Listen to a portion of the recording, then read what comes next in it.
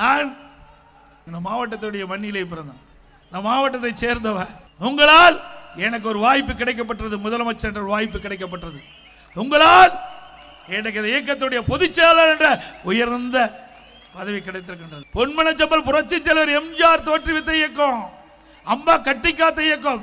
அப்படி வரலாற்று சிறப்புமிக்க இயக்கத்திற்கு ஒரு பொதுச் செயலாளர் என்ற ஒரு அடையாளத்தை இங்கே இருக்கின்ற நம்முடைய கழக நிர்வாகிகள் தொண்டர்கள், மேடையில் இருக்கின்ற கழக நிர்வாகிகள் தொண்டர்கள், தமிழகத்தில் இருக்கின்ற நிர்வாகி தொண்டர்கள் அந்த வாய்ப்பை தந்திருக்கின்றார்கள். இது திமுக முடியுமா?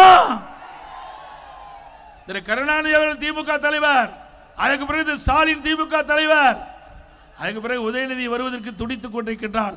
அவருக்கு பிறகு இன்பநிதி வருவதற்கு ஆரம்பிக்கப்பட்டு விட்டார். எவ்வளவு வெட்கக்கேடானது! ஒரு குடும்ப ஆட்சி தொடர வேண்டுமா? வாரிசு அரசியல் தொடர வேண்டுமா? நடவேண்ட சட்டமன்ற பொது தேர்தலில் குடும்ப ஆட்சிக்கும் வாரிசு அரசியலுக்கும் முற்றுப்புள்ளி வைக்கின்ற தேர்தல் வருகின்ற சட்டமன்ற தேர்தல்.